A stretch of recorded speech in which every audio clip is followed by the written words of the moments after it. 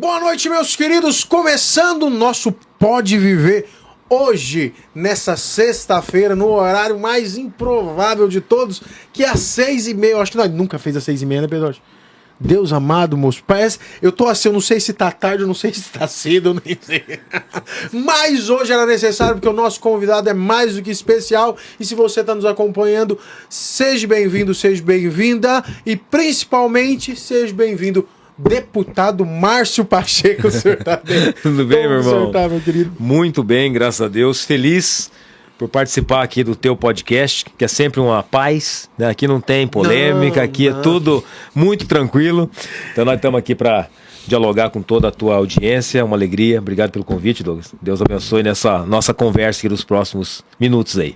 Ah, deputado, o senhor não sabe a honra que eu tenho, uma por ter conhecido o senhor, outra por ouvir tão bem. Então saiba que é uma alegria imensa ter o senhor aqui, hoje podendo falar, hoje... Alguém que eu particularmente gosto por uma coisa muito incomum. Há valores a ser compartilhados, né? Sim. Então, queria que o senhor se apresentasse, falasse quanto tempo o senhor é deputado, da região que o senhor é, qual é o nome, que você é casado, filho. Apresentar quem é o senhor, pra gente começar a nossa sabatina aqui. Bom, Douglas, eu sou uma pessoa simples, né? Que venho lá do meio do mato, criado na roça, criado... catando algodão, morando em casa de chão batido, cercada de coqueiro, tomando banho de bica com sabão de soda, que não tinha sabonete, e o colchão era de palha de milho, não era de espuma. Você morou sempre no bercinho, nasceu naqueles bercinhos de luxo lá, né? Pô, mas a nossa... no mesmo, deputado. Na casa dormia no mesmo. Né? Então, assim, venho de uma infância, né, muito, muito pobre, né? Meus pais eram analfabetos, ambos, né? Eu fui criado pelos meus avós e, assim, meus pais não sabiam fazer literalmente a letra A, né? Então, assim, cresci nesse mundo, ambos tinham também os vícios, né? De fumo, de bebida, ambos tiveram, inclusive, morreram em consequência dos vícios, né? Então, assim, cresci tive uma infância bastante diferente do que as pessoas às vezes imaginam, né? E a única coisa, as coisas que meu pai me ensinavam são os valores, que apesar que a sabedoria não está necessariamente no conhecimento, no estudo, né? Como dizia meu pai. Está na experiência de vida, está na postura, né? No que pensa, no que aprendeu. Nos valores, como nós dizíamos antes, né? Meu pai sempre me ensinou a questão da honestidade, do respeito aos mais velhos, do respeito aos pais. Sempre me ensinou que tudo que nós devemos ter é aquilo que nós podemos conquistar através do nosso esforço, através do nosso trabalho, e não através de qualquer outra forma que não seja suor do nosso trabalho. Me ensinou que o estudo era o único caminho que eu teria para conseguir alguma coisa na vida, para ser diferente, e foi estudando que eu consegui chegar a ser primeiro policial militar, em 1997, quando tomei posse lá em Cascavel. Fiquei 10 anos e meio na PM. Depois fiz minha faculdade também pública na UniOeste. Todos os meus ensinos foram sempre em escolas e na faculdade pública. Aí, em 2004, eu fui aprovado no concurso da Polícia Federal. Sou policial federal hoje, né, de carreira. Sou licenciado para o exercício do mandato. Em 2012, entrei na política, me elegi vereador. Fui eleito no primeiro dia da Câmara, fui eleito presidente da Câmara. Depois, já na metade do mandato, eu me elegi deputado, me reelegi deputado e estou no terceiro mandato como deputado estadual do Paraná. Postura sempre em defesa dos valores e princípios cristãos, alicerçados na nossa fé católica que nós professamos, né? E defendendo os valores que são os mais caros para nós, da família, da vida, da liberdade, contra essas ideologias que são implementadas, né, por esse governo federal que aí está, que é um desgoverno. E nós estamos aí combatendo o bom combate, defendendo aquilo que nós acreditamos, sem essa vontade, esse desejo de querer agradar a todos, mas fazer aquilo que Deus quer na nossa vida, falando a verdade e defendendo os valores que são os mais valiosos na nossa vida. Basicamente, eu acho que isso. Sou casado, né? Temos 3 filhos, o Rangel, casado com a Silvana. Temos 3 filhos, o Rangel, a Mariana e o Theo. E somos casados já há 24 anos. Vamos completar 28 anos de namoro, né, no fim desse ano. 29 anos vão completar no fim desse ano. Né? 1996, então vai dar 29 anos agora no fim desse ano. Então é uma vida muito abençoada por graça de Deus que a gente vive em família, Douglas. E bons amigos que eu tenho, né? Amigos que Deus me dá de graça, né? Assim, pra gente poder compartilhar momentos tão bons como foi hoje na tua casa, né? Foi bom, com a tua esposa, um café maravilhoso, né? Eu agradeço demais. Não só pelo café, mas pela amizade, né? Mas o café ajuda também, viu? Foi sensacional. Eu tenho uma filosofia comigo, deputado. É uma filosofia. E o Kleber foi em casa e a pessoa que vai em casa, ela tem que comer alguma coisa, ela tem que tomar um café, ela tem... Porque eu acho assim, o compartilhar, a comunhão, a partilha do alimento é tão importante que Cristo se fez pão. Então eu tenho muito isso comigo, sabe? Um padre me ensinou isso. Então tem que ir em casa, tem que comer alguma coisa, que foi um biscoito. O dia que o Pedro Rocha foi em casa, eu tentei fritar um frango, meu Deus, fomos comer o frango, é quase meia-noite. Nossa. Tava delicioso. Fazia 6 horas que nós não comíamos, então ficava maravilhoso. É uma técnica, mas o depois... que tiver, depois de 6 horas, top, né? Não tem jeito. Deputado, deixa eu fazer uma pergunta pro senhor. Nós estamos falando de política e, na minha opinião, e isso eu não escondo de ninguém, na minha opinião, ensinaram algo para nós que foi um veneno pro Brasil. Que religião não se discute, então nós estamos com essas religiões relativistas, uma fé confusa, uma fé sem sentido, cada um lê a Bíblia e usa a Bíblia para suas vaidades e suas ideias, ou outras religiões também com doutrinas confusas, e nós parece que a verdade se tornou uma mentira. Então, nos ensinaram que a religião não se discutia. Se ensinaram para nós que futebol não se discute. Então a gente não discute de futebol, a gente não discute de um vôlei, a gente não discute de um esporte, nós não geramos uma sociedade competitiva que busca não ser melhor que o outro, mas que busca ser melhor que si. O esporte, o senhor é militar, sabe disso, o esporte ele trabalha a virilidade do homem, a capacidade potencial. Ensinaram que nós não podíamos discutir sobre isso. E o que para mim se tornou tão absurdo é olhar e falar que eu também não posso discutir política. Então eu não discuto política, porque política não é lugar de gente honesta. Se não é lugar de gente honesta, a gente continua mantendo a política com pessoas com características duvidosas. Sim. Né? Como é olhar esse cenário? O senhor que vem um homem de religião, um homem que pensa em valores que o esporte nos dá, e um homem da política. Como que é se posicionar com princípios católicos de fé nesse mundo, ou melhor, nesse Brasil que nós temos hoje? A Sagrada Escritura, ela é muito clara, Douglas, quando diz o seguinte, que nós, que somos cristãos, que vivemos a nossa fé católica, nós viemos para ser sal na terra, não para ser insonso, né? Nós viemos não para ser mornos, nós temos que ser quente ou frio. Então eu entendo que o homem que entende, o homem, quando digo homem, a mulher que entende essa concepção, ele não aceita essa cultura do indiferentismo. Essa cultura do relativismo, como dizia Bento XVI, que era Bento XVI que falava. Isso. Cultura do relativismo, onde tudo é relativo. A verdade é relativa. Não, a verdade não é relativa. O que a natureza colocou é verdade que não muda. Então, e nós temos que ter essa coragem, Douglas, de dizer a verdade. Doa a quem doer. Então, ser hoje um cristão católico dentro da política é muito complicado, porque as pessoas, essa cultura marxista, essa cultura das ideologias, é a cultura do discurso bonito, do não falar nada do que a gente pensa, mas falar aquilo que o outro quer ouvir, ou ser conveniente, né? Eu entendo que nós não viemos no mundo para ser convenientes. Nós viemos no mundo para sermos aquilo que Deus quer que a gente seja.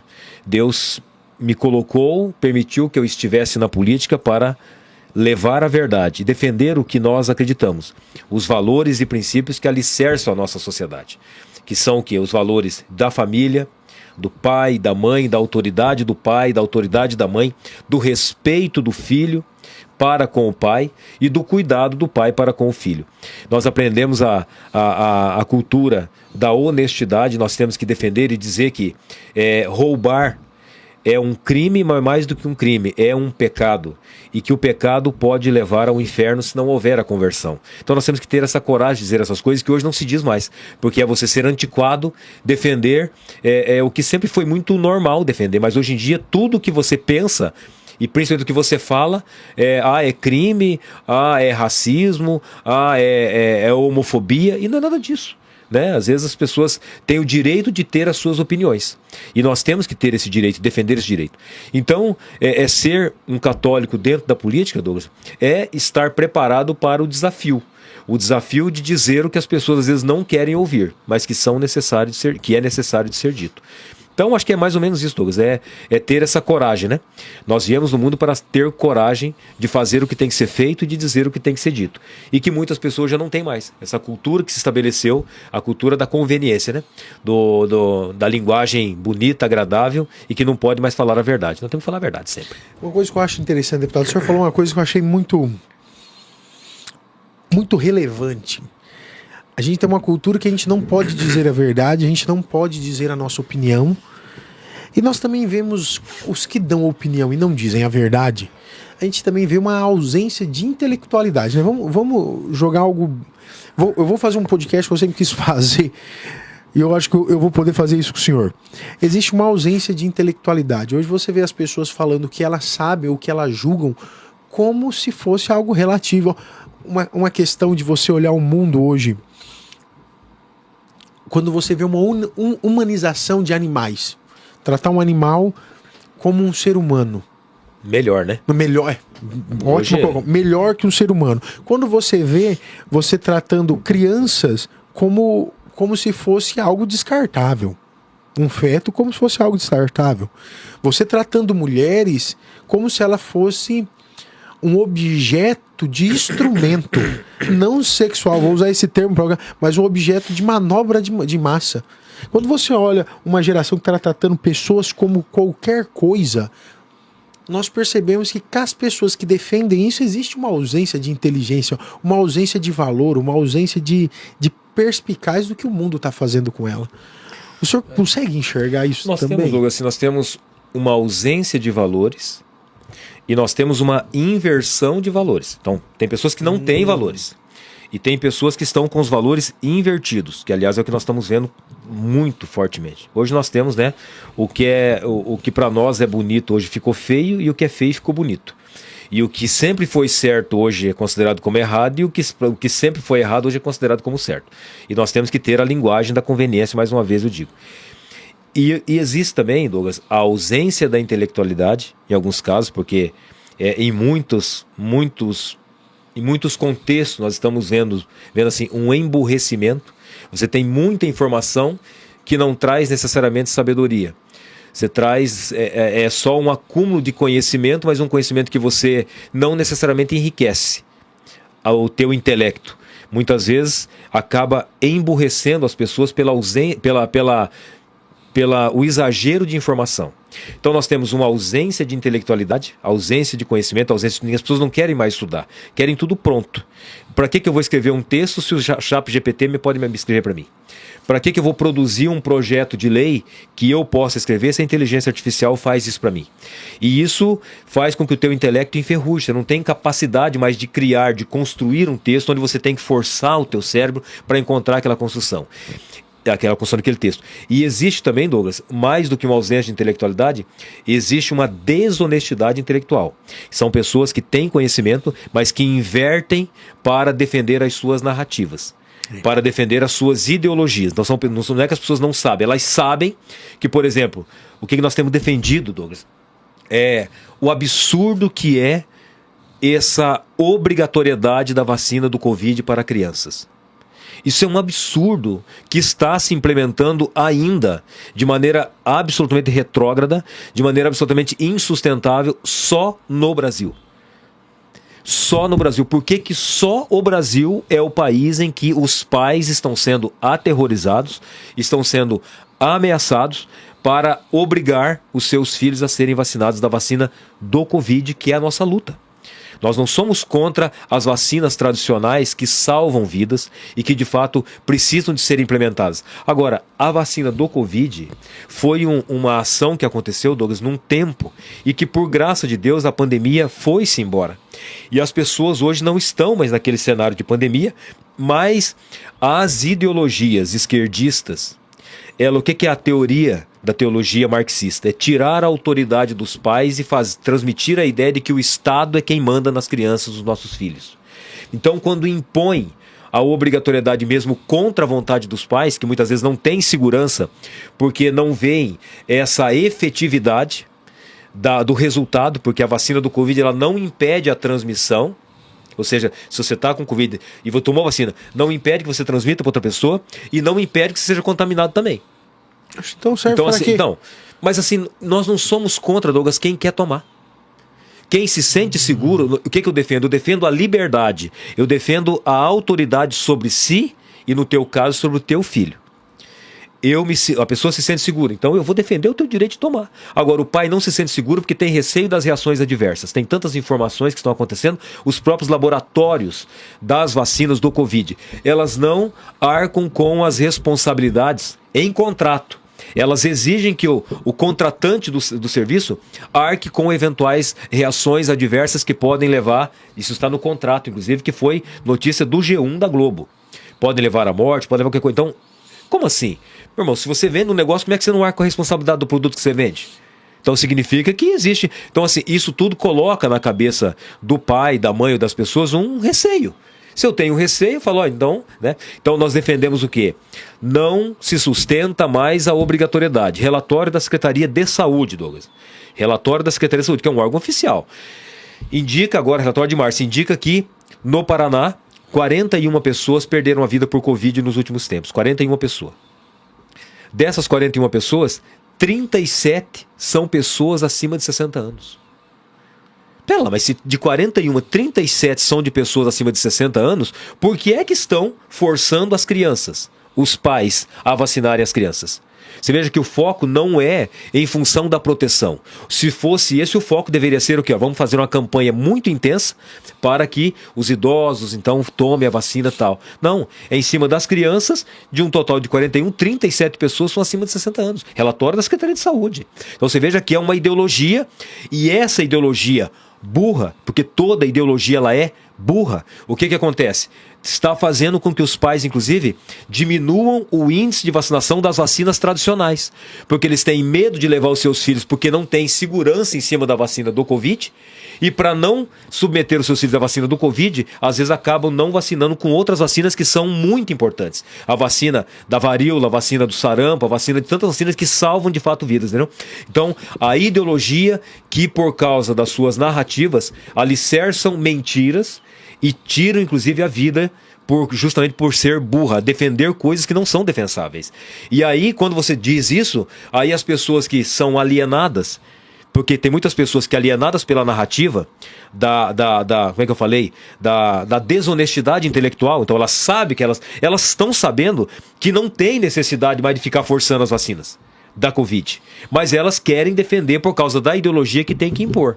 E aí, por conta disso, vão criando narrativas, vão inventando histórias para convencer a população de que tem que fazer isso, de que é razoável obrigar. E nós somos contra isso, porque eu defendo o quê? Eu defendo a liberdade das pessoas e eu defendo a autoridade dos pais. Finalizo esse raciocínio, Douglas. Existe um artigo no Código Civil, que é o artigo 15, para quem tiver curiosidade, que diz o seguinte, Douglas: se você tiver com uma doença grave, um problema grave, e você precisar de ser submetido a uma cirurgia para não perder a vida, o médico não pode fazer a cirurgia em você se você não autorizar. Mas se o médico falar assim, não, mas você tem que fazer, que senão você vai morrer. Mas se você falar, não, eu não quero fazer a cirurgia, o médico não pode fazer a cirurgia. Gente, se um caso tão grave que pode levar à morte objetiva da pessoa, é necessário o cidadão ou o pai da criança autorizar, como é que num caso de vacinação o Estado quer fazer isso sem autorização dos pais? Quer obrigar. Você entende a lógica invertida do raciocínio que não se sustenta?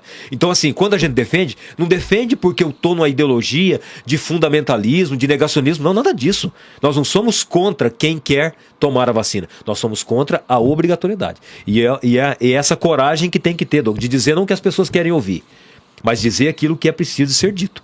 Homem público tem que ter coragem de dizer aquilo que precisa ser dito. Defender opinião, ter postura clara. Você acha que eu não perco quantos votos que eu posso perder, Douglas, por defender isso? Mas não me importa, porque a verdade está do lado que eu estou defendendo. Então, não me interessa se as pessoas não estão concordando. Me interessa que eu estou seguro de que eu estou defendendo a verdade. Deputado, fazer uma pergunta. O senhor que já está... A gente pode contar aí 4, 8, 12, há 14 anos no meio, na vida pública, né? Eu vou fazer uma pergunta, deputado, e é uma pergunta pessoal. Essa pergunta se torna pessoal.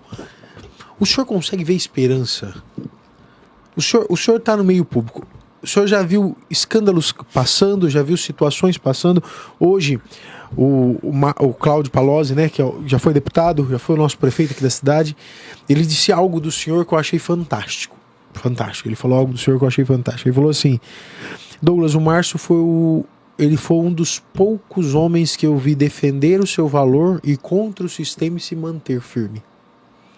Né? No sentido do senhor conseguiu. Então, quer dizer, o senhor defendia os seus valores, iam contra o sistema, se tornava oposição, fazia o que era feito, e o senhor ainda conseguiu estar na vida pública, conseguiu manter esse ideal muito claro. Isso é fantástico. O senhor que já viu de tantas formas, né, a política rodando dentro do país, o senhor acha que a política do Brasil tem solução? E eu estou fazendo essa pergunta para alguém que está na política, né? Douglas, a Sagrada Escritura nos diz o seguinte, que nós temos que orar, vigiar e perseverar até o fim. Ou seja, quando você tem essa coragem de orar, nós temos que acreditar que Deus ouve as nossas orações. Por mais que às vezes nós estejamos orando por algo que nós acreditamos ser impossível, mas nós cremos num Deus do impossível. Num Deus que realiza coisas mesmo quando elas não parecem ser possíveis de acontecer. E todas as nossas orações chegam ao coração de Deus. Nenhuma oração é em vão. Nós temos que vigiar e nós temos que perseverar até o fim. Quem persevera até o fim, Douglas, sempre vai ter esperança. Então eu não me permito não ter esperança. Quando nós vimos a vitória de um cara que foi condenado em 2 instâncias por colegiado, por corrupção e tanto mal que causou para o nosso país, nós vemos aquele indivíduo sendo eleito presidente do país novamente, seja por quais razões que forem, não vamos entrar nos detalhes aqui. Sim. Isso gerou, Douglas, um sentimento de desesperança muito grande na população. E não há nada pior para um povo do que um povo que não tem esperança, do que um povo que mergulha na desesperança. Mas nós temos que continuar, Douglas, defendendo e acreditando o seguinte, que Deus está no controle de tudo e que o mundo dá voltas. Ninguém jamais poderia imaginar que um dia um cara que era praticamente desconhecido, embora já tivesse sido deputado federal por vários mandatos, poderia chegar sem partidos apoiando, sem nenhum tempo de TV, pudesse vir a ser presidente do Brasil, chamado Jair Messias Bolsonaro. E se tornou o presidente do Brasil. Era algo que era inimaginável. Impossível. Né? Então, se nós vimos isso acontecer lá atrás, e o PT já estava no poder por tanto tempo, portanto, era o sistema que poderia ter bloqueado, então, se nós não tivéssemos se nós não pudéssemos ter essa esperança, né? Mas não. Mesmo com o PT tendo estado no poder por tanto tempo, mesmo com o sistema sendo tão avassalador, o Bolsonaro se elegeu presidente da República. Né? Aí, mas o Lula ganhou de novo. Não pode perder de novo. Né? Não quer dizer que é para sempre. Nada é para sempre. Tudo passa. E hoje quem está em cima, amanhã pode estar embaixo. Hoje eles estão no poder, mas com a graça de Deus e o nosso empenho, a nossa esperança, no ano que vem nós vamos derrotar esse governo que tem assombrado o nosso país do ponto de vista econômico, do ponto de vista ideológico, do ponto de vista até mesmo espiritual, porque até isso eles querem atacar. Agora quiseram atacar até mesmo o Frei Gilson, que fez milhões de pessoas, milhares de pessoas levantar às 4 horas da manhã para rezar. A esquerda nem isso consegue e ver como algo positivo. Então eu tenho sim esperança, Douglas. Eu sou um idealista, sou um entusiasta de que a união de pessoas de bem e a nossa confiança de que nós podemos mudar esse resultado a partir do nosso comprometimento também. Não adianta você ficar esperando que venha uma mudança de cima se a pessoa que está nos assistindo agora, se nós também não fizermos a nossa parte.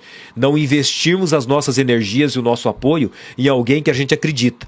Se não se elege uma pessoa boa, uma pessoa má vai estar ocupando aquele espaço. E a responsabilidade é de quem não teve coragem de se colocar à disposição.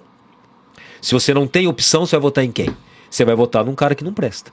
Por isso, quem Deus toca no coração para entrar na política, tem que entrar na política. Mas se for um toque de Deus, que pode não ser um toque de Deus, né? Pode ser um toque da vaidade humana. Daí não vai adiantar. Mas se for um toque de Deus, sentir que é uma vocação, os homens de bem, quando digo homens e mulheres de bem, devem se colocar sim à disposição. Porque daí teremos mais opções. Tendo mais opções, o eleitor tem que ter a coragem de defender uma dessas pessoas para que mais pessoas boas estejam ocupando os espaços. Mais pessoas boas ocupando espaço, nós vamos mudar essa realidade que temos hoje no país.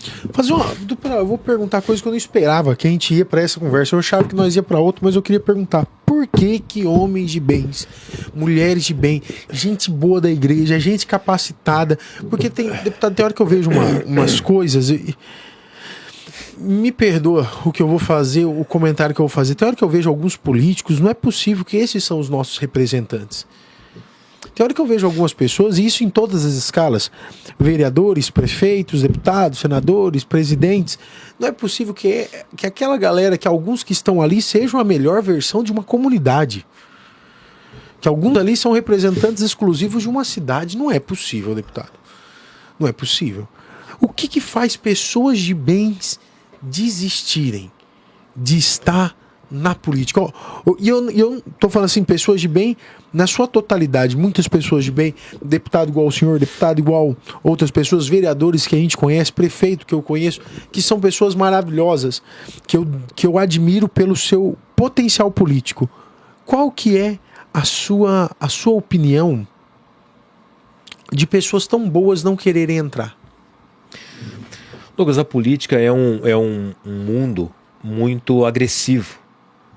Muito agressivo. E não são todos que têm coragem de estar expostos a todo tipo de agressão que a política tem condições de trazer.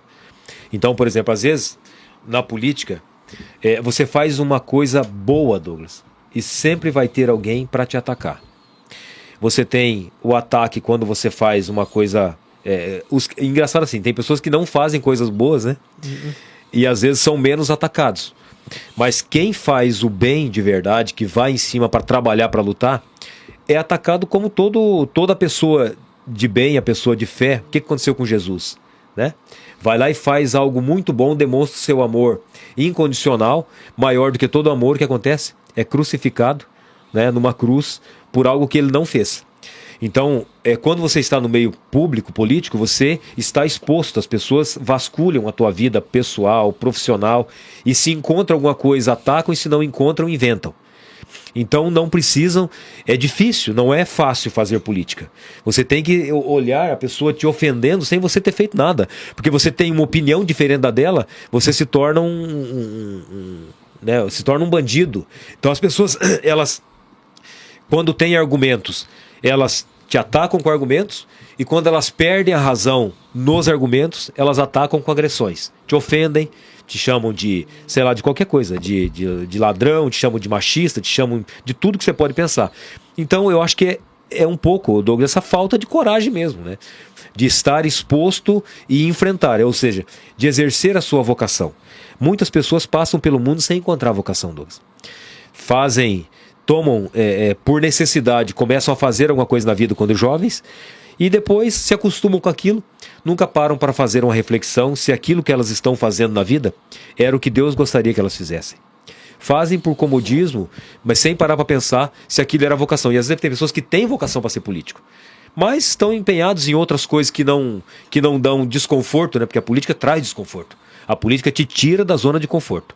E aí não é fácil, e às vezes as pessoas acabam vivendo nessa omissão da sua vocação, e aí todo mundo padece, né? E os maus, Douglas, eles são loucos para estar dentro da política. A política traz status, traz poder, traz vantagens, especialmente para quem quer viver uma vida de desonestidade.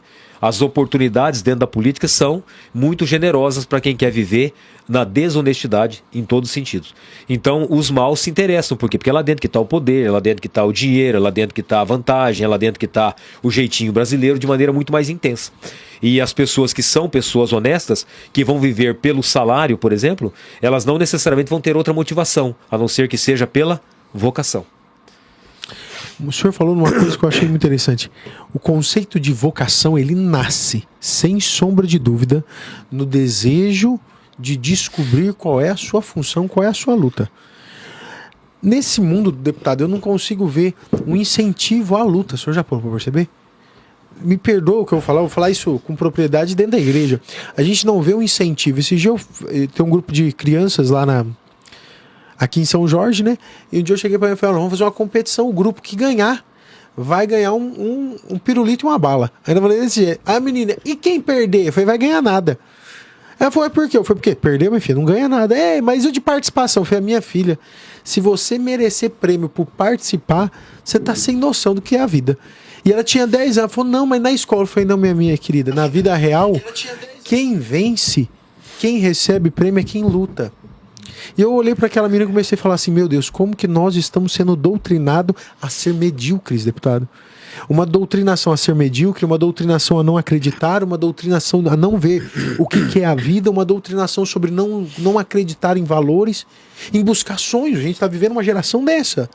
E o senhor, eu falo como político, mas eu estou perguntando também como pai, como esposo, como católico, o senhor acha que existe uma necessidade de um levantar de uma geração que lute? Douglas, eu não sei se eu estou enganado, mas eu tenho a impressão de que está acontecendo esse levantar. Penso igual. Tenho a impressão de que está acontecendo esse levantar. Se você pega, por exemplo, a Igreja Católica, né? Ela, por muito tempo, ela ficou, de certa forma, tão silenciosa numa paz pacifista, porque existe muita diferença entre pacifismo e promover a paz. O pacifismo é aquilo que você tem que viver em paz até quando as pessoas estão sendo mortas.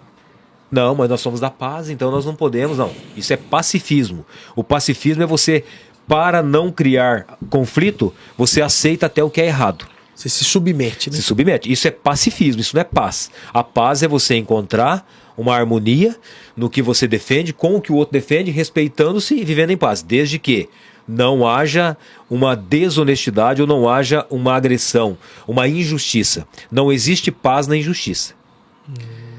Não existe paz na injustiça, existe pacifismo na injustiça. Então, o que as ideologias esquerdistas querem colocar é um pacifismo que se submete a tudo, mas não posso falar nada. Porque senão eu vou estar sendo inconveniente. Eu vou estar falando algo, imagina, vai fazer um teste na escola, uma luta, e daí os que perderem não vão ganhar, vai dar um complexo neles, coitadinho, vão ficar traumatizados, né? Meu Deus, isso aí é um absurdo psicológico, vão ficar traumatizados por perder. Meu irmão, imagina, rapaz, ganhar e perder faz parte do crescimento do ser humano. Quem só ganha vai ser um baita de um vaidoso, de um orgulhoso, presunçoso, e vai se perder. Quem perde aprende a ter humildade, aprende a crescer, aprende a ser grande. Também nós crescemos mais, Douglas, quando perdemos do que quando ganhamos. Sim. Mas hoje não pode perder mais. Então nós passamos a viver num mundo de mimimi. Um mundo de mimimi, um mundo onde você não pode falar nada porque o outro vai se ofender.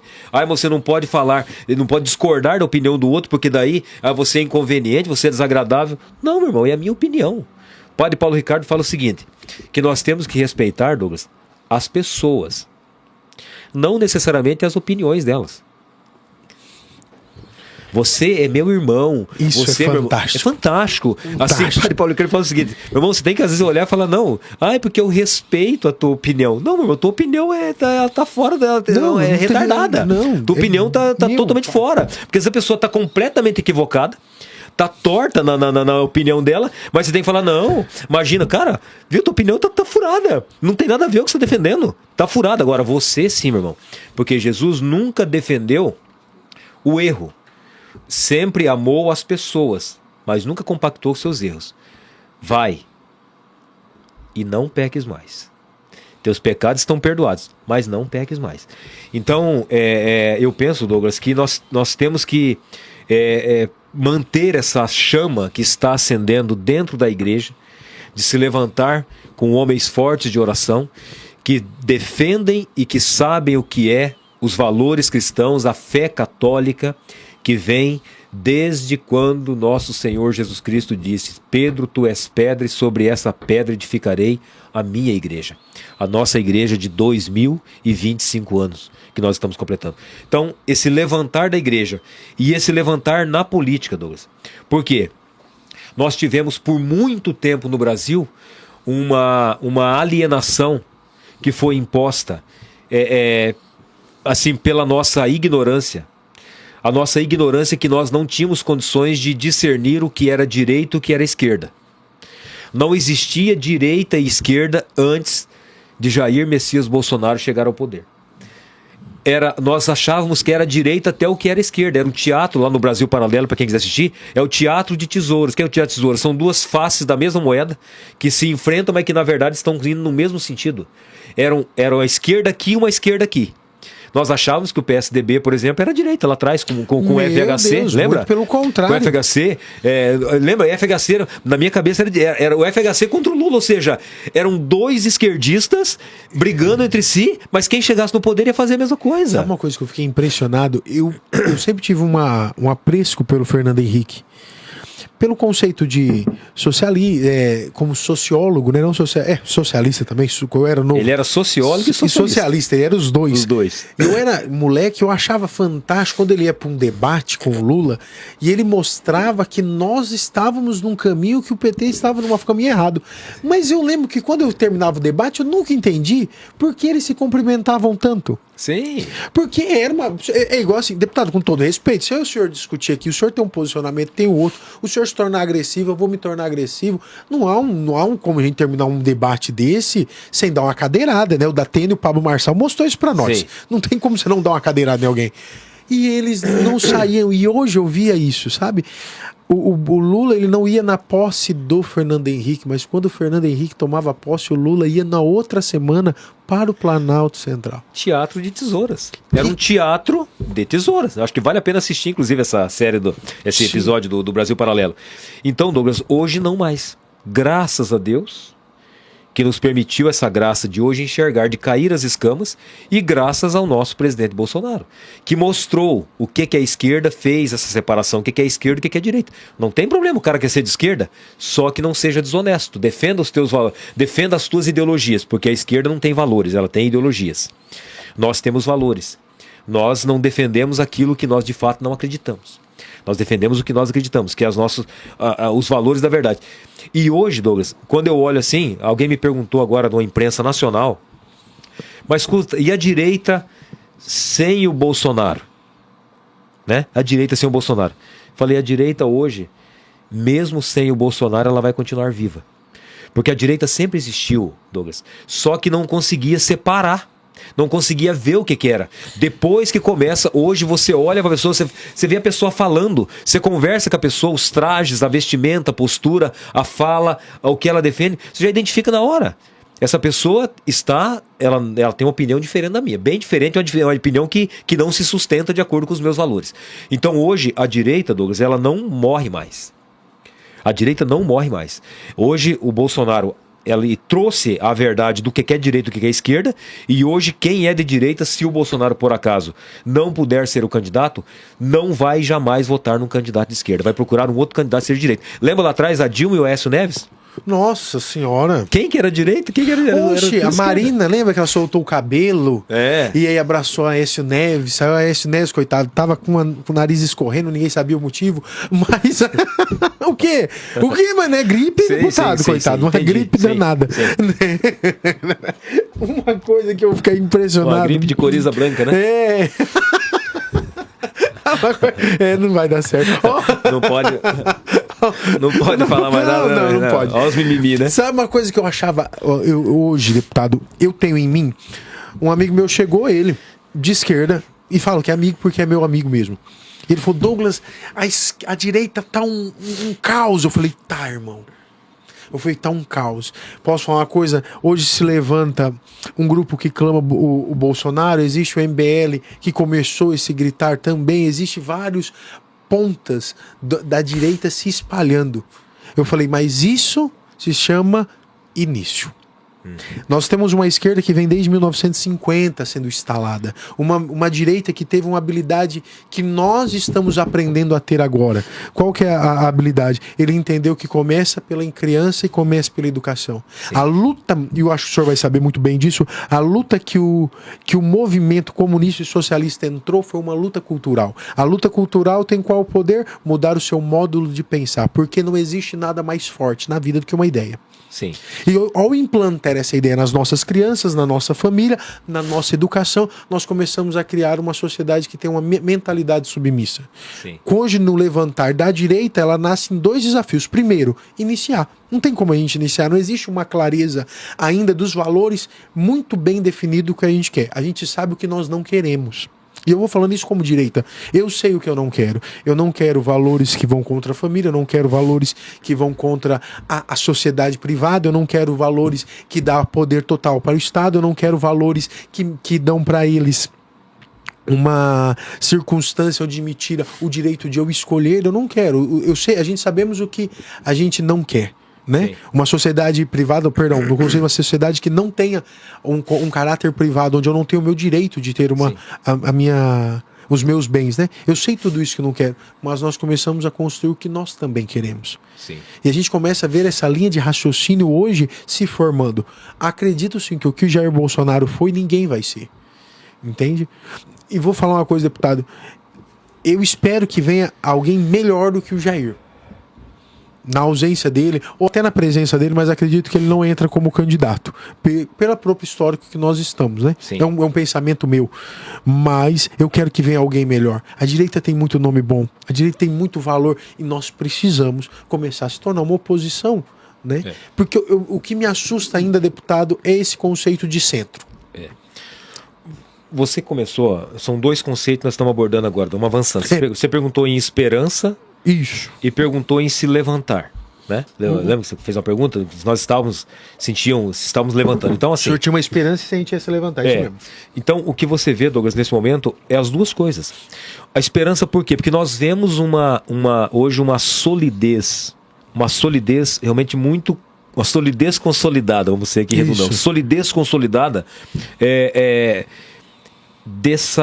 desse olhar consciente do que é ser direita e do que é ser esquerda.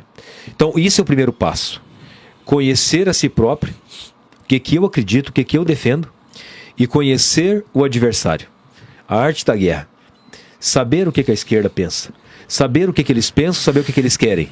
Saber que eles vivem de narrativas, saber que eles vivem de aparências, saber que eles vivem de ideologias. Eles vivem de aparência, de narrativas e de ideologias. Se nós sabemos isso, basta, para começar, que nós saibamos desconstruir a sua aparência, as suas ideologias e as suas narrativas.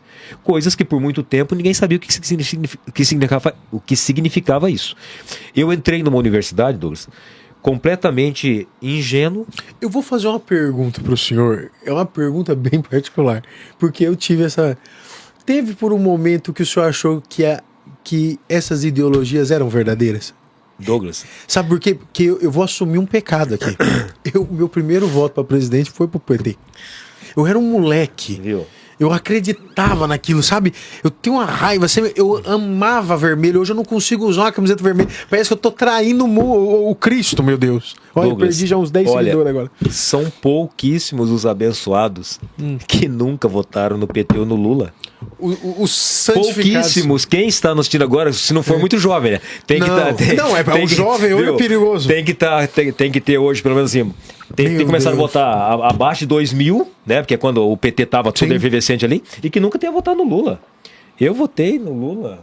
O senhor também? Meu Deus do céu. Meu Deus, deputado. 2 vezes, Douglas. Não, deputado, sabe por que eu tô falando 2 isso? vezes lá atrás. Mas por quê? Fruto do quê, Douglas? Justamente do aparelhamento, né? Do aparelhamento que se vive nas instituições e das doutrinações que existem de maneira especial dentro da universidade. Sabe por que eu tô falando isso, deputado? Eu tô tocando nisso porque o que me influenciou foi o meu sistema educacional. Ao ponto de a educação dentro do colégio e a educação dentro de casa. Sabe por quê? Porque nós é pobre. Deputado, a minha vida não veio diferente da do senhor. com problemas em casa, problemas familiares. E sabe qual foi a doutrina que me ensinaram? Você era isso, você não sabe, você nunca vai crescer e você tem que votar nesse. Porque esse vai defender o pobre. E você vai que ser... é uma baita de uma mentira, né? Não. Que é uma baita de uma mentira, né? Porque é o único jeito de se manter no poder. Se a gente continuar... E eu falo pobre não financeiramente. Você se continua pobre mentalmente, intelectualmente, Sim. emocionalmente. Porque a gente se torna refém. Tão refém que eu não sabia. Sim. Sabe? E eu tô te perguntando isso, deputado, porque eu vejo no senhor um levantar de conversão. Que é o mesmo que nasceu em mim. Eu vou fazer uma Entende? palestra ainda, Douglas. Escrever uma palestra, porque eu tenho uma história para contar. As pessoas hoje acham que me atacam quando dizem assim: mas você já foi de esquerda. Veja, Douglas, eu nunca fui de esquerda. Eu fui alienado, que é diferente. Eu fui doutrinado para acreditar no que você acabou de dizer. Você entra na universidade, eles contam uma historinha bonita para você. Eles fazem todo um trabalho de manipulação da tua consciência e da tua cabeça. Para começar, você entra na universidade, lá você não é ensinado por um professor, você é ensinado por um doutor. Cara, imagina, um menino que vem lá do meio da roça, que chega numa universidade, onde eu vou ter numa universidade, que é a concepção de quem vem lá do sítio, cara, eu tô dentro de uma universidade pública assim, e você vai ter aula como é que eu vou questionar a opinião de um doutor. Mas como se aqui, que Deus me perdoe. Exatamente, como se fosse aquilo Deus fosse o ápice. E na verdade, é exatamente o contrário. Chegaram ao doutorado justamente para construir ideologias na cabeça dos seus alunos. Chegaram ao doutorado fazendo aquilo que o sistema cultural marxista queria que eles fizessem. Então, você sai da universidade absolutamente doutrinado, defendendo aquilo que eles te dão os livros para ler. Quais livros que eles te dão para ler? Só os livros que contribuem para aquilo que eles querem colocar na tua cabeça. Eles não buscam a verdade, eles buscam te convencer daquilo que eles querem que você acredite. E aí você sai da faculdade com essa cabeça virada e fica, às vezes no meu caso, Douglas, por tanto tempo, a ponto de, por exemplo, quando eu entrei na política, para mim, eu queria um partido político. Eu não tinha condição de analisar ou de avaliar se aquele partido era de esquerda ou era de direita. Nem existia isso. Não. 2012, nem existia isso. Acho que era a Dilma que estava no poder. Aquilo é o seguinte: eu quero estar num partido onde eu possa disputar a eleição. E eu entrei num partido de esquerda, chamado PPL. Fiquei nesse partido até 2018. Depois, nesse tempo, com essa alienação, eu filio-me ao PDT, com aquela ideia de que o PDT defende o trabalhador, que não sei o quê, que hoje a gente percebe que é uma completa enganação, que virou só uma defesa de pauta identitária, só de pauta ideológica, que é um puxadinho do PT.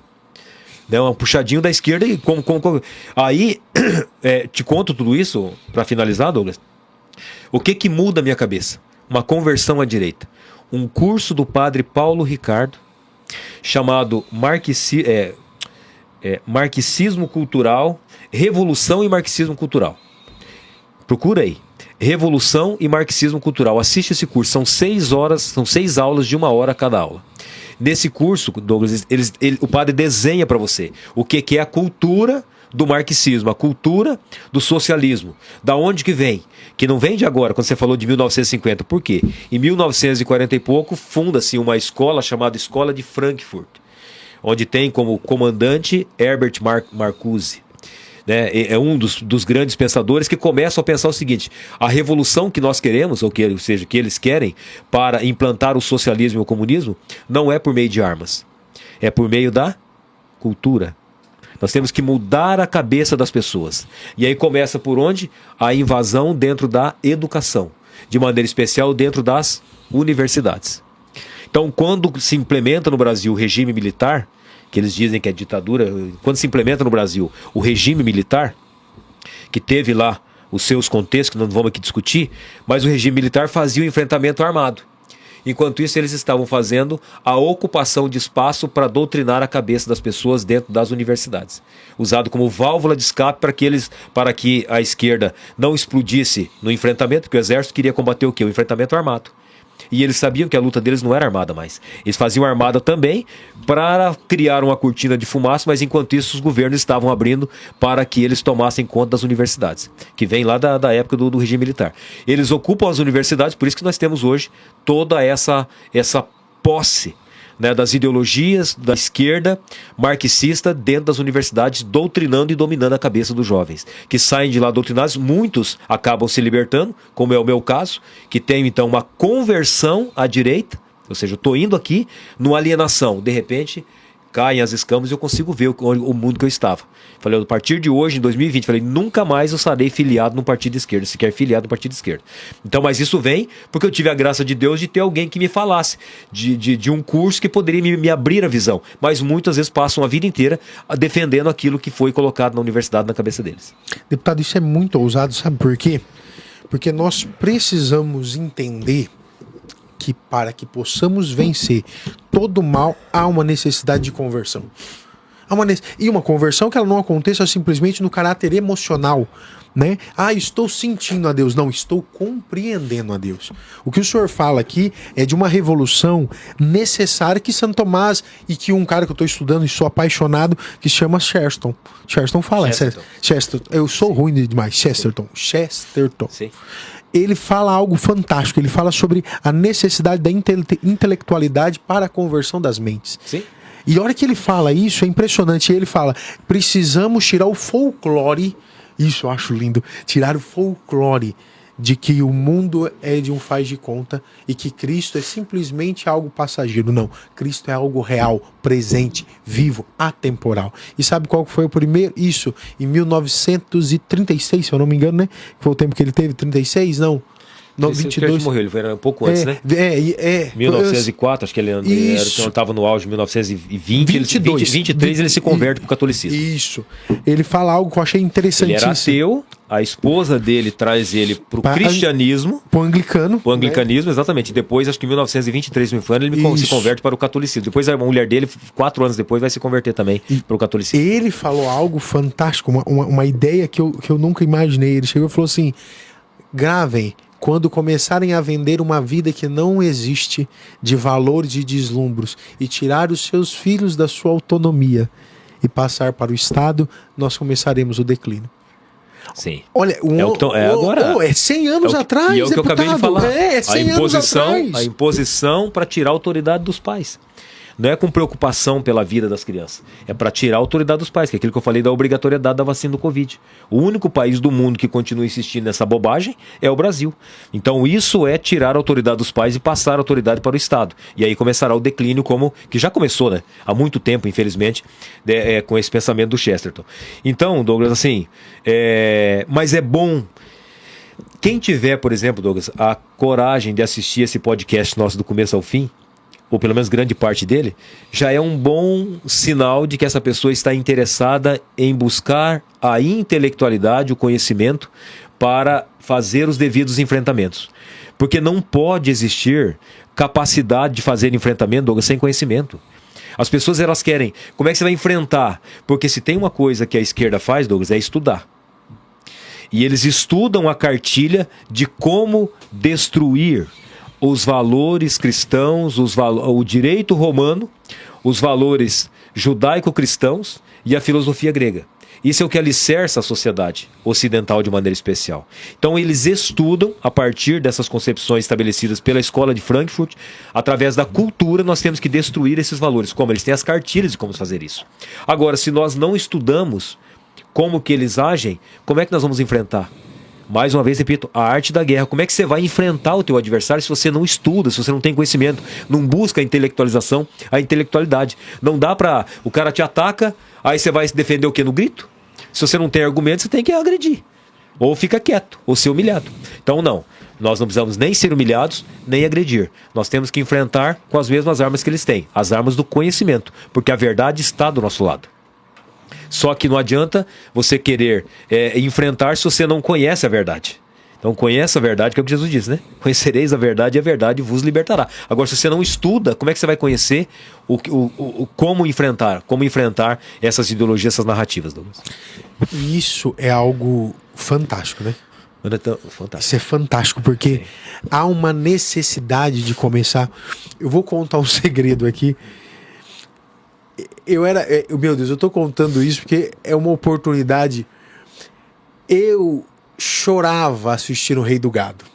Chorava, não chorava. Meu Deus, eu achava. Quando o Zé Ramalho começava a cantar aquela música, Gado Novo, eu era fantástico, eu era apaixonado. Eu chorei naquela novela o dia que aquele advogado tomou uma luta para defender o movimento do MST.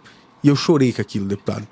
Sabe por que eu chorei? Eu era criança, moça. Eu não lembro, mas é muito novo, eu era novinho. Porque eu tinha um amigo meu que ele era de assentamento. E ele contava a luta dele, sabe?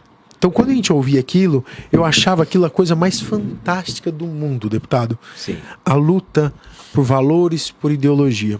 Quando a gente vai ficando mais jovem, eu fui percebendo que o mundo não era tão colorido como eu imaginava. E quando eu tive a minha conversão, eu percebi que a maioria das pessoas que... E vou falar mais.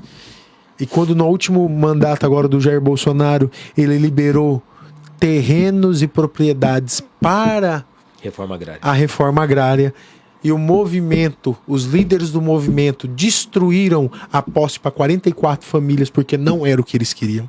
Sim. Eu percebi que o projeto do MST já não era um desejo real. Ali era uma massa de manobra também para destruir, né? O MST hoje é um braço muito bem fortalecido, apoiado pelo governo, para reforçar a luta deles a favor das ideologias do PT e da esquerda. Então, hoje você tem uma manipulação. Nem todas as pessoas que estão lá dentro são manipuladas também, viu, Douglas? Tem muitas pessoas que estão lá porque realmente já também estão conscientes do que estão fazendo lá. Não estão lá em busca de terra. Estão lá para, de fato, fortalecer essa luta ideológica que é um braço estendido da esquerda e do PT. Então, hoje nós temos, por exemplo... mas hoje nós temos conhecimento disso, Douglas. E nós começamos a desmascarar essas ações. Porque eles vendem aquele discurso bonitinho de que o MST está defendendo o mais pobre. Na verdade, o MST está defendendo a ideologia do PT. Só isso, nada mais. E por isso que é tão fortalecido pelo PT. Se o Lula tivesse tão preocupado em fazer a reforma agrária, que nós não somos contra, a reforma agrária que foi feita, por exemplo, nos Estados Unidos, ela conseguiu de fato trazer o desenvolvimento muito forte para o país. Mas aqui no Brasil não tem interesse em reforma agrária. O MST tem interesse em causar confusão, em invadir, em ameaçar e ser um braço treinado, inclusive, das ideologias do PT. Por isso nós aprovamos agora na Assembleia Legislativa essa semana, Douglas, aprovamos na quarta-feira, um projeto que foi aprovado por primeiro em Santa Catarina, chamado Abril Amarelo, lá em Santa Catarina. Aqui nós colocamos o projeto Abril Verde Amarelo, que é o quê? Eles o MST criou o Abril Vermelho, que é o mês em que eles intensificam as invasões, as ameaças, o terrorismo para quem tem propriedade, para quem tem terra, para quem produz, para quem trabalha. Então aumentam. Então, para combater isso, nós criamos o Abril Verde e Amarelo, que é a força de quem tem a propriedade privada. Invasão de terra é crime. Quem invade terra é criminoso. É terrorista, né? É terrorista, e nós temos que combater isso. Nossos pais nos ensinaram, Douglas, que quando você quer alguma coisa, você tem que trabalhar para conquistar. Não invadir o que não é teu, sob esse argumento de que quer terra para os mais pobres, que nós sabemos que não é verdade. Eles querem só, de fato, ser esse braço do PT para, ideologicamente, vender a ideia de que estão defendendo os mais pobres. Então, esse projeto que foi aprovado no plenário agora, ele vai levar conscientização e condições de organização. Aí eles falam assim, mas vocês vão criar então uma animosidade para haver mais conflito no campo, porque o homem do campo vai estar organizado e preparado para enfrentar. Primeiro que o projeto não tem essa finalidade. O projeto tem a finalidade de organizar, de conscientizar e fazer com que os proprietários de terra se organizem para estarem preparados no sentido assim, de estarem conscientes caso haja uma tentativa de invasão. E por que vai fortalecer o conflito? Ora, só haveria conflito se houver uma tentativa de invasão. Lógico. Não é verdade? Vamos supor que o cara tá lá preparado para enfrentar tal, se tiver. Se não tiver invasão de terra, não vai ter confronto. Então é só parar com a palhaçada que não tem confronto, né? Então, esse projeto tem essa finalidade, de levantar a voz do proprietário de terra, que é quem produz, quem gera alimento, quem gera renda, quem gera inclusive emprego e alicerça a nossa economia de maneira especial aqui da região oeste, noroeste do Paraná, que é o alicerce da nossa economia. Então nós temos que ter essa coragem de fazer esses enfrentamentos, Douglas, e ir desmascarando as narrativas, as ideologias e a máscara que eles têm. Vou fazer uma pergunta bem delicada, deputado, e o senhor me responde se o senhor se sentir confortável. Deixa eu ver se eu tô confortável. Tá bem. Não, tô confortável. Então tá ótimo. Nós estamos falando de dois públicos do quais eu sou apaixonado. Um público empresarial, porque o empresário ele cai em todas as instâncias. O grande, o pequeno, o médio, o micro, ou aquele que está fazendo doce dentro de casa, ou aquele que está carpinando, ou aquele que está fazendo, que é um público que o brasileiro e que as ideologias esquerdistas criou que ele é um monstro. Então nós passamos quase meio século ouvindo que patrão é ruim, que patrão é monstro, que empresário, né, monta um CNPJ, a pessoa... Nós temos uma cultura no Brasil tão ridícula que a pessoa fala assim, nossa, abriu um CNPJ, ele acha que a gente começa a cair dinheiro, né? Sim. Como se o empresário não fosse o que pagasse imposto, não fosse sustentasse. E agora no novo século XX, eu vou usar isso, né, essa nova imersão, o conceito esquerdista, junto com alguns movimentos, algumas pautas ambientalistas errôneas, não todos, acredito sim que tem que ter uma pauta ambiental boa, mas a que estão usando está errônea, começa a atacar agora um novo público, que é o povo do agro. Então, quer dizer, as duas bases que sustentam o país, agronegócio, que hoje é o que o Brasil se torna referência, sendo a quinta potência, ou melhor, sustentando uma quinta parte do mundo, uma potência alimentar, onde o mundo não conseguiria sobreviver sem a gente. E onde o nosso empresário, que sustenta com a sua carga tributária todo um sistema e todo um país, são atacados. O senhor fala para nós que cria um projeto defendendo o agro e que também cria projetos defendendo essa classe média, que é a classe de direito, que é a classe empreendedora. Vou fazer uma pergunta. Há a possibilidade de alguém ser contra projetos desses? Com certeza, o PT. O PT e a esquerda. Projeto na Assembleia Legislativa, na CCJ, obstrução do PT, da deputada Ana Júlia e do deputado Renato Freitas, para que o projeto não prosperasse. Porque eles promovem as invasões. Eles não só defendem quem invade terra. Eles promovem. O governo investe dinheiro no MST. Esse governo que aí está, o governo do PT, incentiva as invasões de terra aqui por parte dos indígenas, aqui na região oeste, Douglas. Nós estamos vendo isso em Guaíra, em Palotina, em Terra Roxa. Por quê?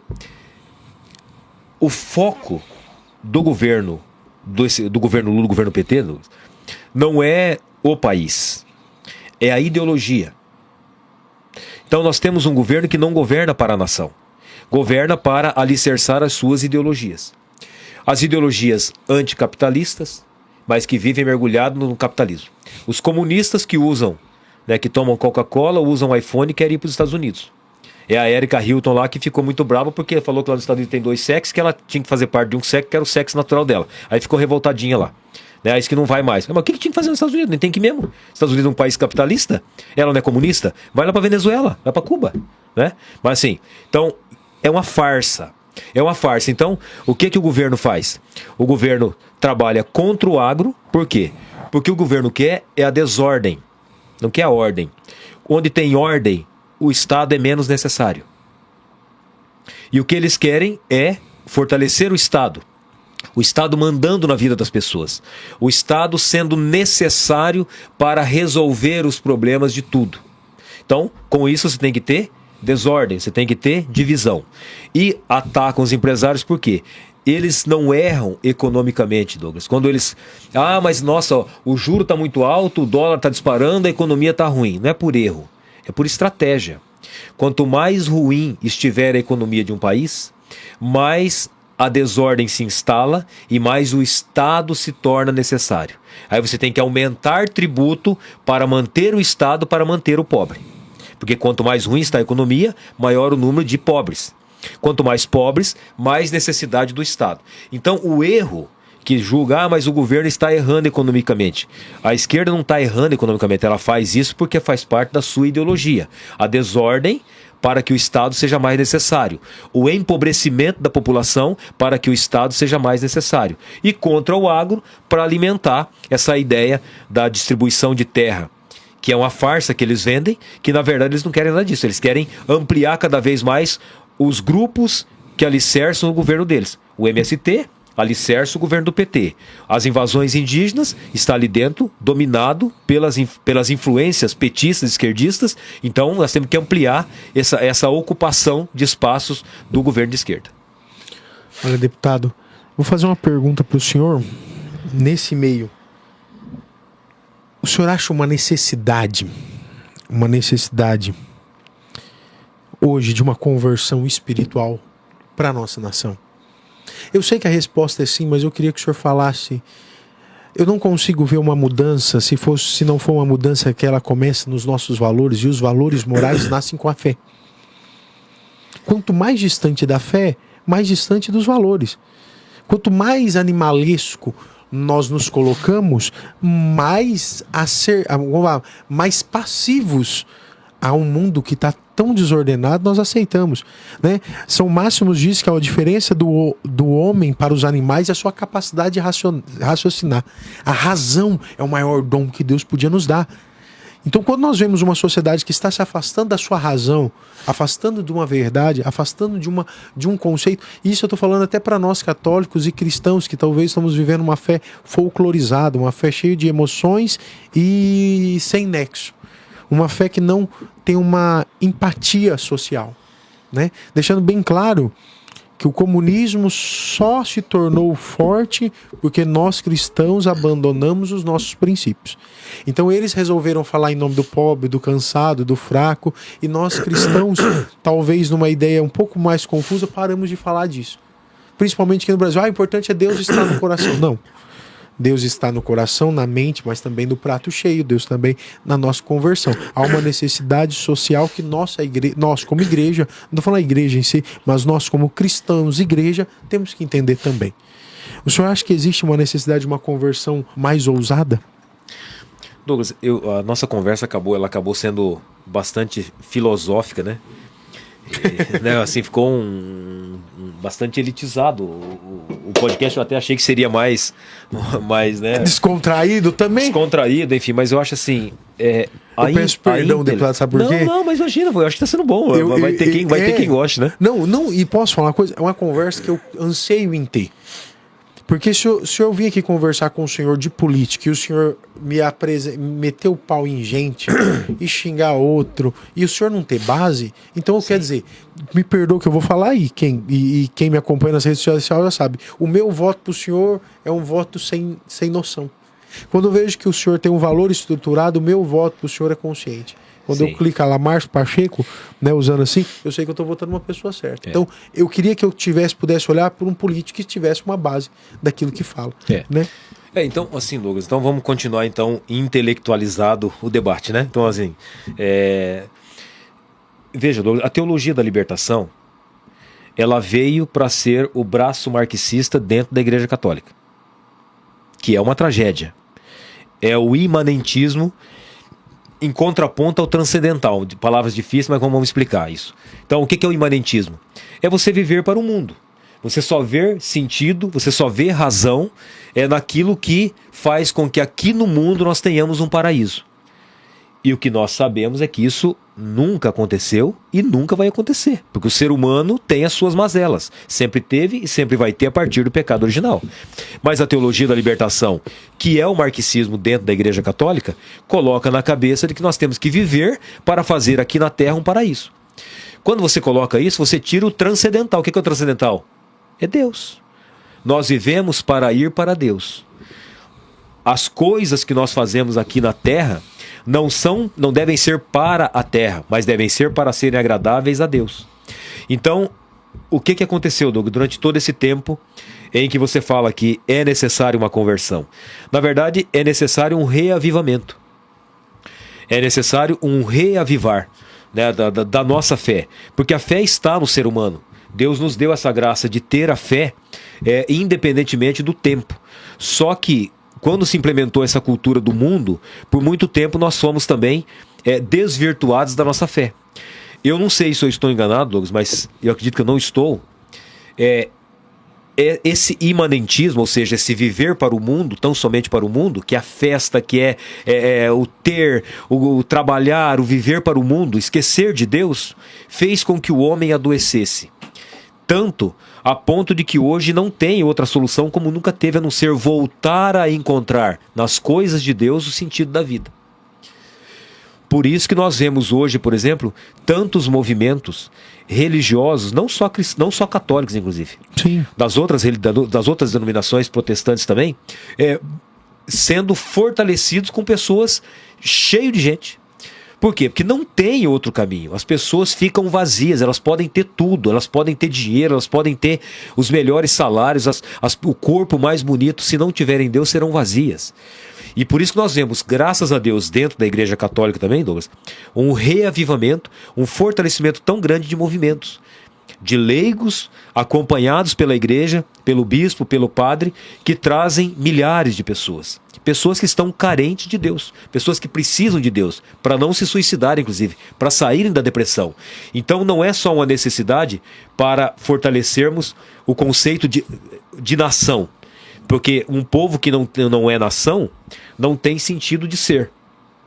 Um povo que não é nação é escravo. Então, a fé, Douglas, ela vem não só para retomar o conceito de nação, para nós sermos uma nação de verdade, mas também para encontrar o sentido da vida. Então, eu estou vendo que, por graça de Deus, está havendo hoje um reavivamento muito forte da fé. Por isso, o exemplo é o acampamento aqui, né? Como que está hoje, né, pegando fogo, no melhor sentido da palavra, graças a Deus, a busca pelos acampamentos. Por quê? Estão tirando as pessoas da miséria, estão tirando as pessoas do vazio, trazendo as pessoas para a luz, para buscar a Deus, e com isso se tornam novamente cidadãos comprometidos com o trabalho, com a família, com a fé. Então não sei se respondi a tua pergunta, Douglas, mas acho que é mais ou menos isso. Perfeito. Deputado, eu queria aproveitar que nós estamos aqui, bebe uma água, que eu juro por Deus, deputado, como Deus está no céu. Eu achei que nós ia falar de tudo, menos do que nós estamos falando agora. Pois é. Eu juro por Deus. Você é um cara desorganizado, Douglas. Você não organizou o teu roteiro. Aí você começou a perguntar aqui, eu vou responder. É porque, eu vou falar uma coisa do senhor, eu não gosto de fazer roteiro. Porque se eu faço roteiro, deputado, nós fica preso numa coisa. O que o senhor falou é extremamente profundo e espiritual. Mas eu queria aproveitar que nós estamos aqui, eu queria fazer só um negocinho. Pedro, traz as bolachas aqui. Tá com fome, deputado? Rapaz, eu comi com força lá na casa do Douglas. Né, Kleber? Ah, isso aqui é um merchanzinho, então, vem olha junto. Aí, rapaz, olha. Pessoal, hoje eu queria agradecer aqui. Rapaz, tá quentinho aqui e tal. Tá, não, é outro nível, o senhor não tá entendendo. Essa galera que banca aqui o podcast, viu, Douglas, tem que ajudar eles, né? Tem, não, é uma galera, deixa eu pegar. Eita, Pedro do céu, eu não tô conseguindo passar o post. Pedro, eu vou falar pra você, fé, que vergonha ser... Ó, agora cliquei. Ô, Pedro, não passa aqui. Pedro, vai no meu Instagram e me dá os patrocinadores que eu não lembro, moço, olha que vergonha. Deputado, eu preciso arranjar um apresentador melhor pra esse podcast. Eu preciso de um melhor. Mas enquanto isso, Márcio, pega esse aqui. Vou pegar. Aponta aqui pra frente. Hoje está conosco nessa sexta-feira maravilhosa com o nosso deputado Márcio Pacheco, Casa da Pizza, a melhor pizza da região, uma das pizzas mais saborosas, mais gostosas, atendendo na sexta, no sábado e no domingo. Pra você de São Jorge, patrocínio. Se você tá assistindo isso, não perca tempo, liga, manda. O que eu vou fazer hoje? Eu não sei, mas faça com a pizza da Casa da Pizza. Dá uma olhada. Pode abrir aqui também? Pode abrir, deputado. Meu Deus do céu. Olha, rapaz, isso aqui... Minha menina vai ter um infarto porque ela gosta de pizza doce, ó. Eu salivei, gente, perdão. Não, tá eu queria, e eles mandam aqui uma frasezinha. Lê aí, deputado, o senhor que tá aí do lado. Uma frasezinha aqui? É. Hoje, o primeiro dia do resto da sua vida. Oh, e é verdade. É verdade, o primeiro dia. Boa noite, bom apetite. Hoje é o primeiro dia do resto da sua vida, meu irmão. Então, coma bem. Né? Você não sabe quando vai ser esse resto. Não, deixa eu ajudar aqui, Douglas, também, porque eu acho que a gente tem que agradecer muitas pessoas que ajudam, por exemplo, Douglas, a você a levar, né, o bom bate-papo, a boa conversa, a fé para as pessoas. Então, você que está em casa, está com fome, pede a pizza aí, não está com fome, para ajudar. Lógico. Né? Pede aí, guarda aí, mas pede para ajuda para realmente o podcast aqui do Douglas também continuar sendo forte e aí só a Casa da Pizza continuar ajudando aqui o podcast. Aproveitando e agradecendo também a Docilar Braga de Palotina, agradecemos a Supermercado Cassaro em Nova Aurora, Divino Amor de Cafelândia de Toledo, Farmácia de Manipulação Botânica, AB Soluções em Cobranças de Cafelândia, agradecendo Zuzami Sports, Uniformes em Cianorte, Tchauz Construtora em Cianorte, VC Tintas, Palotina, Caso Parafusos em Cafelândia e Mi Expresso também em Cianorte. Agradecendo o pessoal que está conosco aqui, ó, Pedroche. Deputado, deixa eu falar uma coisa pro senhor. Escolhe o sabor e pega primeiro. Porque nós recomendamos... Primeira salgada, né? Primeira salgada. É a ordem, né? O senhor só acredita que eu não gosto de pizza doce? Pedroche, dá um close aqui só pra eu ver se tá boa. Pizza doce. Tá bom. Pode fazer essas feiuras? Essas feiuras também pode fazer? Tá uma delícia. Olha, pai, nossa, tá Bom, top mesmo, hein? Ó, sensacional. É uma ofensa a pizza deles, meu Deus do céu. Que delícia mesmo, hein? Pedroche, fala pro pessoal, mas traz de volta. Você fala que aqui tem coisa boa aqui em São Jorge, tem coisa boa, né? O iogurte lá o iogurte da Coopera era uma delícia. Cara, que sensacional, né? O café que o senhor tomou em casa hoje é de São Jorge, Café Noroeste, Duas Marias. O pãozinho feito pela mãe da Aline lá tava uma delícia, né? O bolo tava sensacional também. E a pizza tá realmente muito boa. Se existe uma cidade boa, com gente boa, é São Jorge. Tem as suas lutas, tem as suas dificuldades, mas é muito boa. Olha a pizza, olha o iogurte, olha o povo. E olha nós, né? Olha nós. É. Olha o podcast, o melhor podcast da região. Tá aqui em São Jorge, patrocina. É isso? Não, é.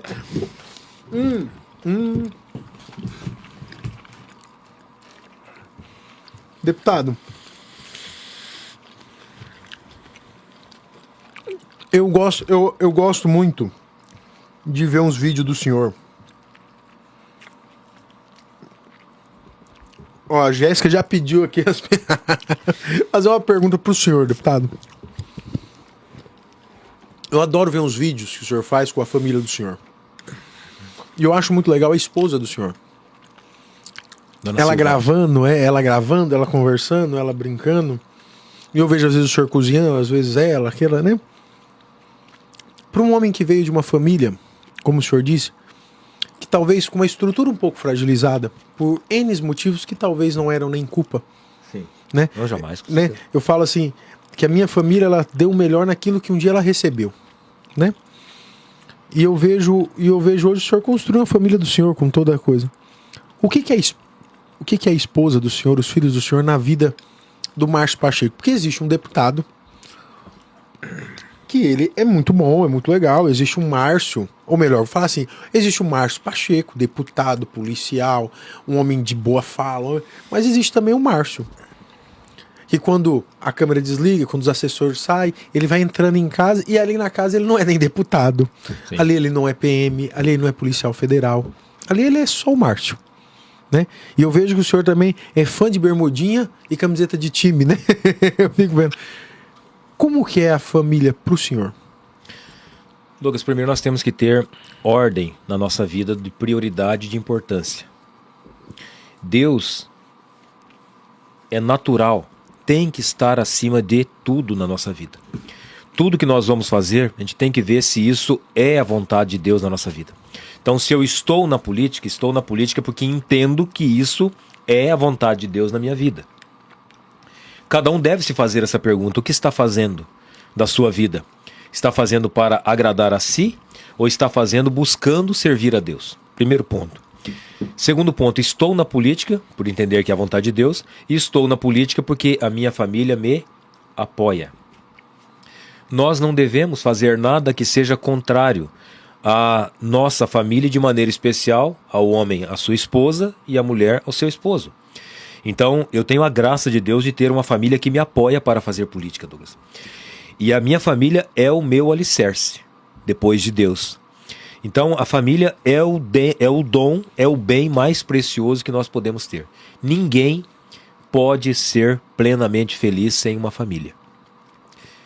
E ninguém pode ser plenamente feliz sem fazer o discernimento da sua vocação, que ou é para o sacerdócio ou é para ter uma família. Se é para ter uma família, buscamos então, no meu caso, graças a Deus, o casamento, e depois de muito tempo, Douglas, você começa a entender que a tua família, ela se alicerça em Deus e não na família em si. Porque se um filho sair de casa, a família mantém-se em pé. Se outro filho discutir, brigar, não, a família se mantém em pé. Mas se o casamento ruir, a família se desfaz. Então não há nada, são coisas simples que a gente não para pensar nisso. A gente vive rezando e cuidando da nossa família. Mas nós temos que cuidar, Douglas, em primeiro lugar, do nosso casamento. Rezar e pedir e cuidar do nosso casamento. Você cuidar da tua esposa. Se vocês dois estiverem bem, o Antônio também vai estar bem. Mas se você ou a Aline começar a cuidar só do Antônio e deixar de cuidar um do outro, pode ser que o casamento se desfaça. E aí a família inteira vai sofrer. Então, na nossa casa nós aprendemos, de um tempo para cá, a pensar na família enquanto alicerçada pelo casamento. Então, todos os dias, de manhã e à noite, eu falo: Senhor, cuida do meu casamento. Porque o mal, o demônio, Satanás, vai atacar em primeiro plano o casamento. Porque sabe que se destruir o casamento, vai destruir uma família, que é o dom mais precioso de Deus. Então eu tenho a graça de Deus de ter uma família muito abençoada e passei a cuidar. Já estamos há 24 anos casados, né? Mas passei a cuidar de maneira especial, porque a gente pensa, já estamos há tanto tempo, então está tudo certo, é o fim da vida. E a gente vê muitos casamentos se desfazendo depois de 10, de 15, 20, 30 anos de casado. Por quê? Porque pensavam que ia ser para sempre. E pararam de cuidar, pararam de rezar pelo casamento. Então é até um conselho, se é que alguém quer ouvir um conselho. Quer proteger a tua família? Reze, peça a Deus a proteção e cuide do casamento. Se tem o casamento sólido, a família está bem. Se ruir o casamento, acaba a família. Moço, tá difícil a gente fazer uma conversa descontraída nesse podcast. Eu achei que ele ia falar, a minha mulher, olha, pega no meu pé. Não, o homem deu aqui. O senhor sabe o que eu peço sempre na última pergunta? Eu peço que dê um conselho, mas eu vou pedir o que agora? Então, uma receita de bolo. Vamos dar risada então. Então agora vamos descontrair? Você tem uma receita de bolo, deputado? Não. Eu tenho receita, bolo de milho. Aliás, agora tem gente roubando milho com força agora nesse tempo, ainda. Vamos falar a verdade, né? Não adianta querer fazer de santinha, porque o que tem de milho, graças a Deus, nessa região... Eu não posso nem criticar essas pessoas, porque talvez eu irei falar mal de mim mesmo. Eu tenho certeza que você nunca fez isso, Tom. Eu tenho certeza que você nunca fez isso. Um dia, deputado... Mas nem vale a pena roubar, que tá tão barato também pra comprar, né? Mas só que dizem uns que quando é roubado, isso que é mais saboroso. Eu acho que é o gosto. Um dia eu fui... Isso é mentira. Os caras falam assim, como que um pai... deixa um filho roubar fruta? Isso aí na época eu era criança. E meu pai falava pra mim, a hora que o povo dormir, nós vai lá. Oh, meu Deus, tempo bom. Um bolo de milho salgado, doce. Salgado. Você gosta de doce, né? Gosto de salgado. Eu gosto de salgado também. Cara, é sensacional. Um segredo pra quem quer fazer bolo de milho: não tempera com óleo. É banha de porco. E com força. O sabor do milho não vem da maciez da massa, vem da gordura da banha de porco. Sabia disso ou não? Nossa, esse é um segredo. Não é óleo. Eu estou diante de um... Olha, pensa bem. Um filósofo, um aprendiz com o padre Paulo Ricardo, um político, um chefe cuca. Você é tipo Ana Maria Braga misturado com o Jô Soares. E na descontração nós tocamos violão também. Ou no churrasco, ou na igreja. Na igreja eu já vi. 23 anos na igreja. Então, nós estamos... Nossa, graças a Deus eu não sou seu irmão, porque se eu for sem talento nenhum, um irmão desse eu já tinha brigado. Agora, ó, a galera pira, fala sério, Cleber, no torresmo do Pacheco, não é? Torresminho do Pacheco, modéstia à parte, algum dia o senhor vai me convidar pra eu comer alguma coisa? Porque eu tenho uma raiva que eu vejo os outros fazendo e a pessoa não manda nenhum. Um dia você vem aqui, o senhor ainda não falou isso pra mim. Eu vou começar a curtir com mais frequência e vou postar, nossa, deputado, que legal. Vai que o senhor me convida, mas brincadeira, mano. Eu vou convidar você, vamos. Tá? Deputado, foi uma honra. Uma honra. Alegria. Eu falo pro senhor, eu não esperava no conceito, não que eu não imaginava que a gente não teria uma conversa polêmica, mas eu não imaginava tamanha profundidade. É muito bom saber que um político igual o senhor está defendendo nossos valores. É muito bom mesmo. Não porque o senhor é só mais um que está gritando prende, prende, que tá arrebenta, que tá... Não, o senhor é alguém consciente que sabe pelo que está lutando. Sim. É muito bom. Para mim, eu tenho uma frase que eu digo pro pessoal: voto perdido é quando você vota em alguém sem caráter. Um dia um cara falou, você votou em alguém, mas o seu candidato perdeu. Eu falei, mas eu não perdi meu voto. O meu valor continua intacto. E saiba que é uma honra poder ouvir o senhor e é fantástico. E parabéns, deputado. Parabéns primeiro, por ter se convertido. Né? Em todos os sentidos. Em todos os sentidos. Sair dos partidos de esquerda. Mas uma coisa que eu percebi com as ideologias comunistas e socialistas, elas têm a grandeza de tão maldade, uma maldade tão grande, vou usar esse termo, é uma maldade que é tão grande que eles se esforçaram para corromper homens de valores. Sim. Nós entramos lá, como eu entrei, como o senhor entrou, no intuito de poder fazer uma diferença. Sim. Mas nos corrompe. Meus parabéns, deputado, pela sua conversão ao catolicismo, pela sua conversão, se eu falo de uma forma mais intensa, pela sua mudança de conceito político, e parabéns por hoje não ser só um candidato, mas ser alguém que propaga uma verdade. Parabéns. Eu que agradeço, Douglas, fico muito honrado, né? Eu digo, até brinquei hoje lá, o que é uma verdade, né? Existem pessoas que Deus nos presenteia, né? Deus nos dá de presente, como tudo Deus nos dá, de graça, né? E sem rasgação de seda aqui, mas você é uma bênção, é um presente que Deus, por alguma razão, que agrada a Ele, colocou na minha vida também. Essa amizade nossa que começou de tão curto prazo, mas que já tem tanta profundidade também. Né? Quando eu estou dentro da tua casa. Você não convida para dentro da tua casa alguma pessoa que você não confia ou que não tem algum tipo de carinho e de respeito. Então eu fico muito agradecido também a Deus por isso e a você. Agradeço por esse carinho. E digo assim, sabe, Douglas, tudo que nós temos, Deus nos dá de graça, né? E tudo que nós temos, nós devemos então dedicar a Deus e dedicar ao próximo também, dentro da nossa gratuidade, né? Dentro com muita dedicação, com muito amor. Eu acho que a nossa conversão, quando a gente fala em conversão, as pessoas às vezes não entendem o que significa isso. Às vezes o cara, quando eu digo cara, eu digo todo mundo. A pessoa é católica, né? Mas não vive, não sabe o que é a fé é sólida, o que você está fazendo na igreja. E eu vivi por muito tempo, sou católico desde sempre, né? Desde dentro da igreja, eu cresci vivendo dentro de grupo de jovens, cantando e tocando desde os 16, 17 anos na igreja, estou com 48 anos hoje. Mas chega um tempo, Douglas, em que Deus toca no teu coração e aí vem a tua conversão. Não basta ser da igreja para ser convertido. Não basta estar dentro da igreja para estar buscando a santidade. Às vezes está cumprindo um protocolo, né? Mas não está buscando a santidade. Quando você é tocado pela graça de Deus, de entender o que é ser um católico, ser um cristão de verdade, então você passa a olhar as coisas de uma maneira diferente. Nesse momento começa a acontecer a conversão, porque a conversão ela é permanente, né? É uma luta diária, desde sempre. Mas você consegue entender o que é o amor. Para que você vive? Você vive buscando a fé e fortalecendo-se no amor.